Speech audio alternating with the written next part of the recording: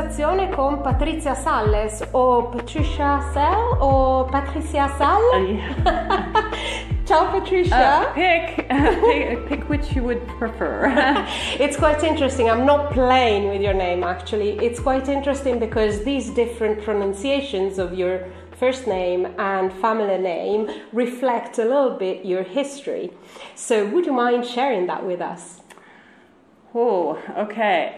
People always ask me where I'm from, and I really get confused about what I should answer. Born in France, raised in North Africa, also in Rome, also living in Germany, and then living in the U.S. for quite a number of years. So I'm kind of split between several different continents.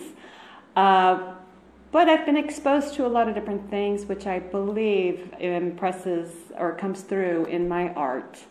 And I don't do the same thing every day. I'm a person that I guess after traveling so much and living different places gets bored easily. And people always wonder, wow, you know, how come you don't stick to one thing?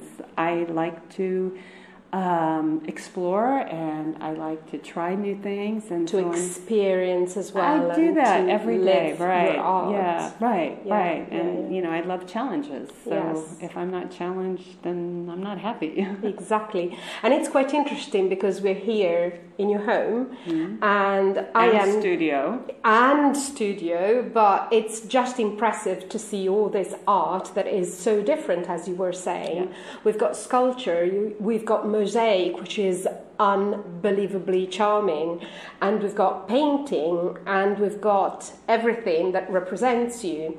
So one of the things that really fascinated me about you is the fact that the art that you'll expose at Agora is very particular in its history and the way you created it. Would you like to tell us more about it? It's interesting how things come about. Sometimes it just when you're faced with a situation where, okay, this sculpture, it's not possible to bring it because it's so heavy and it's going to be so costly, it just doesn't make sense to bring it from the last show.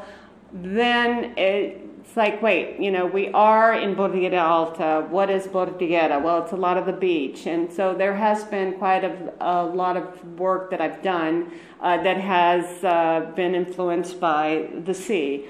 I did a couple mosaic fish several years ago in the Caribbean studio that I had. And so I pulled those out of storage.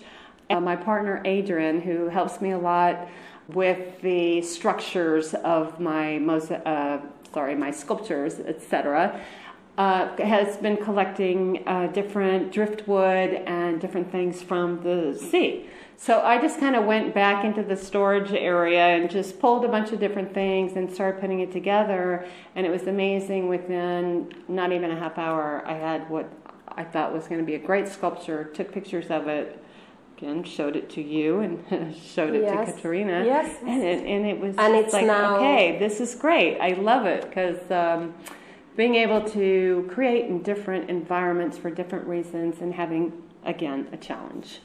Yeah, and I mean, it's beautiful what you're exposing in Agora, and it reflects as well the theme of the exhibition, because the theme this year is transform and preserve, trasformare e conservare. Right. So, of course, this is a transformation of your art that becomes yet another piece of art in itself, but it transforms a lot, it preserves. But one of the things that I think is really very important in your art is the message itself that is within it, and your relationship with nature and with all the themes that are so important and relevant in today's world.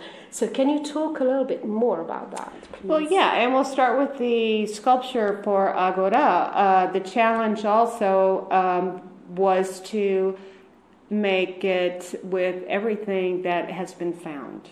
I ended up having to use a couple pieces. Well, everything's pulled out from bits and pieces that I have, even the braces in the back. It will be put on an old ladder that we found that we had hoped to reuse, but there's no way it'll be perfect for this. So just, that message of the earth is a viable being pretty much, and we do have to take care, and we do have to, I think, teach our children respect, love, and to take care not only of our earth but of each other. That's big in my message as well with my work, especially when we're digging into some of the archaeological things and coming up with these ancient gods and goddesses, the god of war. Why did they have a god of war, and what does that mean? And the goddess of love, and you just kind of contrast a lot of these ancient iconic figures, because that's what has remained.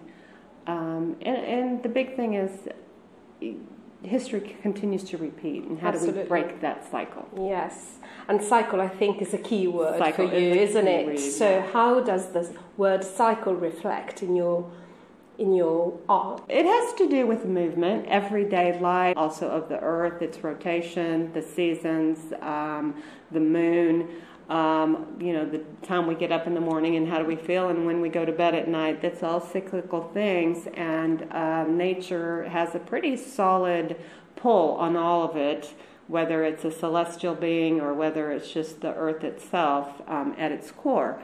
But I do feel the motion, and movement has always been in my work since the very, very beginning, and will continue.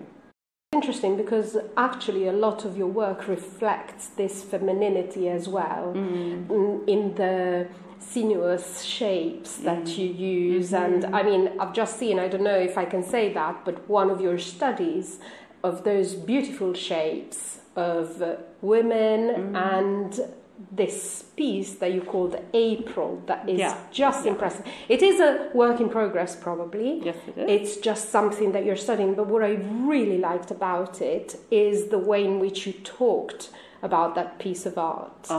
And so would you like to tell us a little bit more, which is a summary, I think, of all the absolutely. believing. But before I go into really what I'm trying to accomplish with her, I have to say that Adrian, my partner, looked at her one day and he said, well, there's something that really bothers me about her. And it's this big, I've given her kind of a big bubble butt, okay?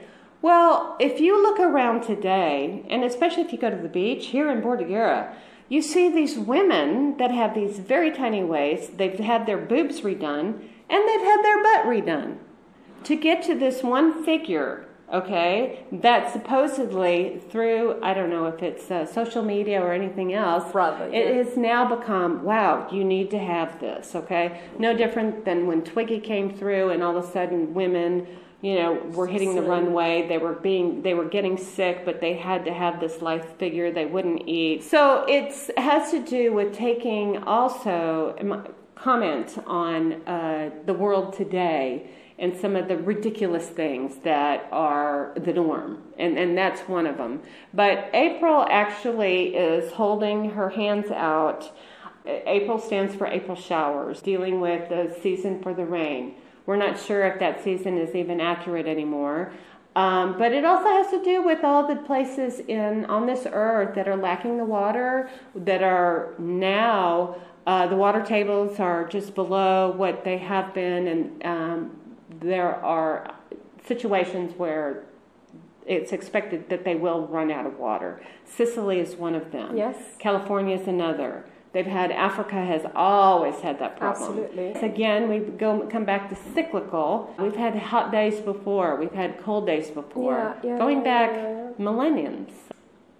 I would like to ask you, is there anything that you feel should be said about you or about your art that we haven't said yet? I think we've actually covered pretty well a lot of different things.